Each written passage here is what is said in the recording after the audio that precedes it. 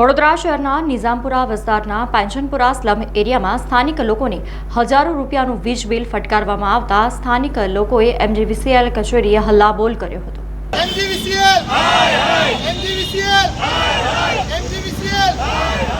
વડોદરા શહેરના નિઝામપુરા વિસ્તારમાં આવેલા પેન્શનપુરા આંબેડકર ચોક સ્લમ એરિયાના રહીશો આજે વડોદરાની ફતેગંજ એમજીવીસીએલ કચેરીએ મોટી સંખ્યામાં પહોંચ્યા હતા। સામાન્ય રીતે દર મહિને ₹2500 થી 3000નું વીજ બિલ મેળવતા ગરીબ પરિવારોને અચાનક 29000 જેટલી મસમોટી રકમનું બિલ ફટકારાતા સ્થાનિક લોકોમાં ભારે આક્રોશ અને ગભરાટનો માહોલ જોવા મળ્યો હતો। આ અન્યાય સામે રહીશોએ કચેરી બહાર એમજીવીસીએલ હાય હાયના નારા લગાવી વિરોધ પ્રદર્શન કર્યું હતું અને જવાબદાર અધિકારીઓને લેખિતમાં રજૂઆત કરી હતી।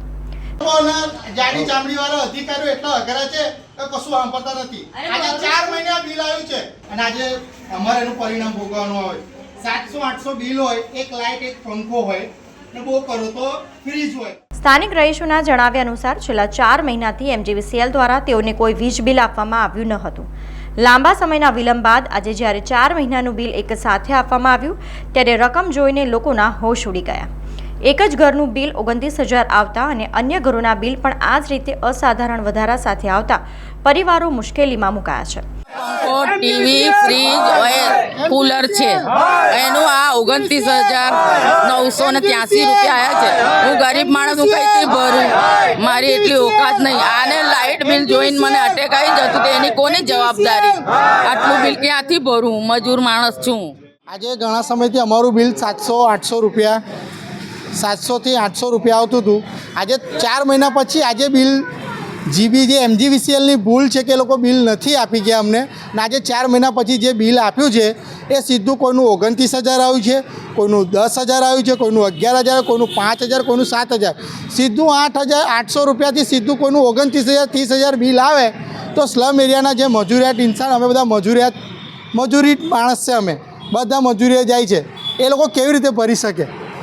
અમે અહીંયા અધિકારીને મળ્યા, કોઈ ઠીક જવાબ આપ્યો નથી। સાહેબ જોડે ફોન પર ટેલિફોન ચર્ચા કરી તો એમણે એવું કીધું કે તમને અમે સહાય થોડી કરી આપીશું, પણ બિલ તો તમારે ભરવું જ પડશે। હવે એક લાઇટ, એક પંખો અને એક રૂમ રસોડાનું ઘર હોય ઝૂંપડું, એની અંદર 29000 બિલ આવે એ વ્યાજબી વાત છે અમારી? અહીંયા મળવા કોઈ જવાબ સરખો આપ્યો નથી। એમણે એવું કીધું સારું અમે જોઈશું, પણ અમે એના જવાબથી અસંતોષ છે।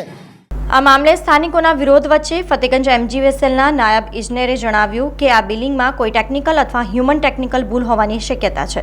અમે સ્થાનિકોની રજૂઆતને ગંભીરતાથી લીધી છે। જો ખરેખર આવી કોઈ ભૂલ હશે તો તેના પર ત્વરિત કામગીરી કરીને વહેલી તકે યોગ્ય સોલ્યુશન લાવવામાં આવશે અને રહીશોને ન્યાય અપાવશે।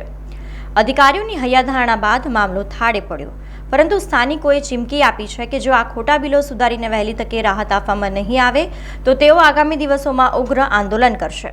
પેન્શનપુરા નિઝામપુરામાં આવેલ પેન્શનપુરા વિસ્તારમાં ગ્રાહકોની રજૂઆતો મળેલી હતી કે અમારું બિલ વધારે આવ્યું છે।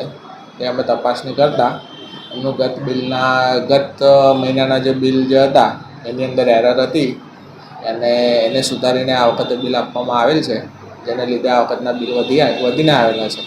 પરંતુ અમારા સ્તરે યોગ્ય કાર્યવાહી કરીને સદર બાબતે સરળ નિરાકરણ લાવવામાં આવશે। એક બેનના ઘરે તો ખાલી પંખો ને પેલું સ્ટ્રીટ જેવું છે તો બી 29000 જેવું બિલ આવ્યું છે।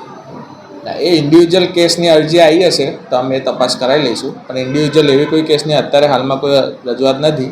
ઇન્ડિવિજ્યુઅલ કેસની અત્યારે તો બધાએ ભેગા મળીને અરજી કરેલી છે, પણ ઇન્ડિવિજ્યુઅલ કેસની જો અરજી આવશે તો અમે એ સ્થળ પર વેરીફાઈ કરીને એમનું વાયરિંગમાં જો ઇસ્યુ હશે તો અમે ગ્રાહકને જણાવી દઈશું કે તમારા વાયરિંગમાં ઇસ્યુ છે। શું કારણ સર?